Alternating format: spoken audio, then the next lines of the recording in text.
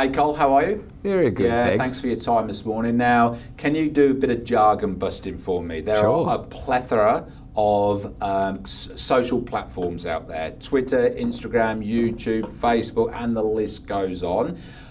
Today's real estate agent should be using what? Yeah, look, LinkedIn would be number one off the bat. Number two, I love Facebook for what they're doing for that connection. Big fan of YouTube.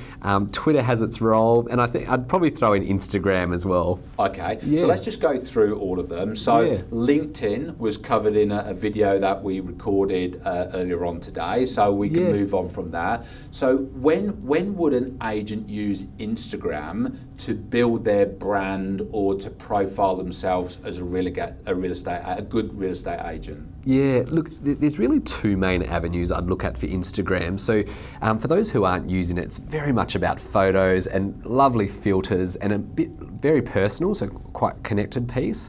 What I love seeing from real estate agents is those beautiful stories of families. So the families that have sold, families that have bought, the journey, the experience, where they've gone above and beyond to give a beautiful experience for their customers. I love on Instagram.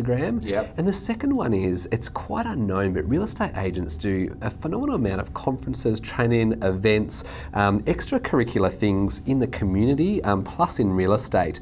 Add depth to your character by showing what else you do in the community, and definitely those family pics are those nice ones. Instagram is filled kind of with food, pets and kids. But you know, as long as you're comfortable, those kind of things really add depth to you as a person. So that's how I'd be thinking about Instagram. Excellent. What about Twitter? So when would an agent use Twitter? Yeah, look, in my opinion, Twitter's a bit of a tough nut to crack. So for real estate agents, there's one primary reason I'd be using it. And for those real estate agents who are really reaching for the stars, it's actually to attract media. And so if I've got a beautiful property who I think is going to break a property record in my area, if I wanted to actually get it in local news or national news, I'd be talking directly to the reporters, talking to the editors of newspapers, actually picking out some fun facts, interesting things like whose home it might have been in the past, these types of things to attract media. So I find things like listings or other updates will struggle on Twitter, like they won't live for too long.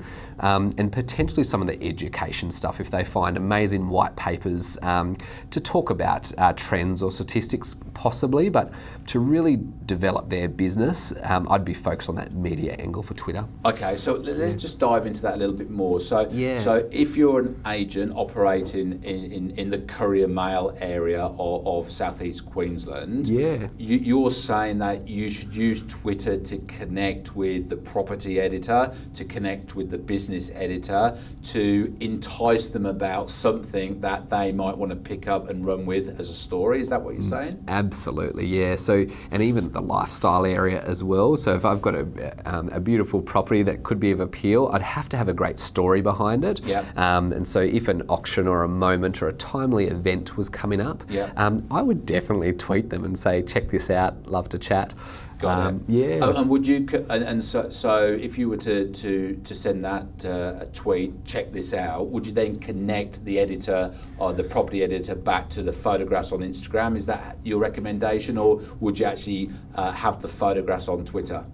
Look, I'd probably send them a link to the best place, so probably to the realestate.com.au link, and I'd look to get contact with that editor, so actually get them to come out to the property and tee up a time and that kind of thing. So getting directly in contact with a real estate agent would be my primary focus. Got it. Okay. So that's Instagram. What about YouTube? I mean, there are millions of videos on YouTube. How do you get cut through? That's the best question, is cut through. So in the world of video, YouTube's the one. To get cut through, I really recommend, instead of doing 20 videos, do one amazing one. So as in, give a great guide to how to sell your property, give a great insight into how to renovate a kitchen, give great insight onto the sales process. So I'm really big on that education piece and really teaching people things, because it's quite selfless and you're giving something away and expecting nothing in return. So and once I've built beautiful videos on YouTube, and they can be done just with your iPhone or a simple camera,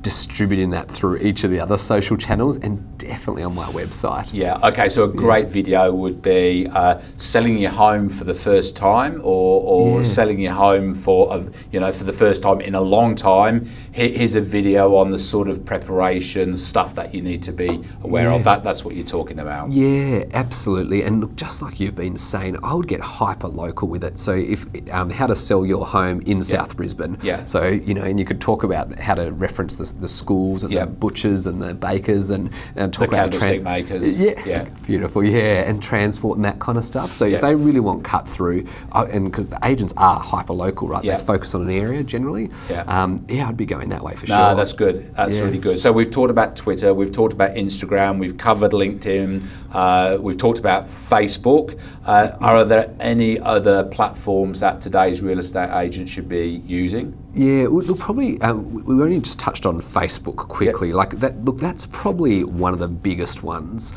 for real estate agents, and that is right now on the planet. That is the biggest and brightest one.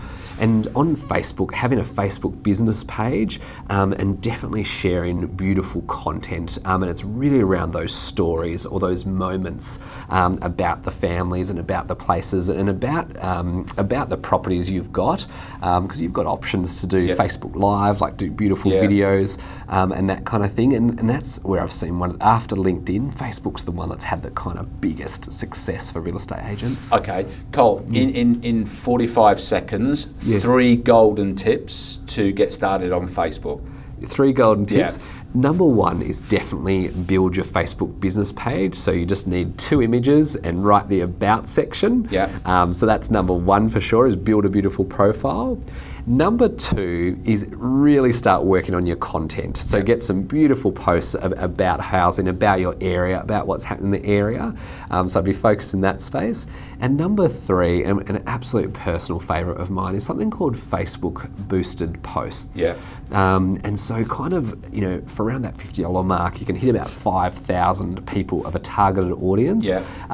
It's just wonderful for hitting the people you're after in a certain area. So that's definitely where I'll be focusing my attention. Yeah, great stuff. Really interested in talking to you. I know your company specialise in all of these platforms and offer some great advice. Really appreciate you giving your time up for us today. Thank you very much. Yeah, absolute pleasure. Thanks so much. Cheers.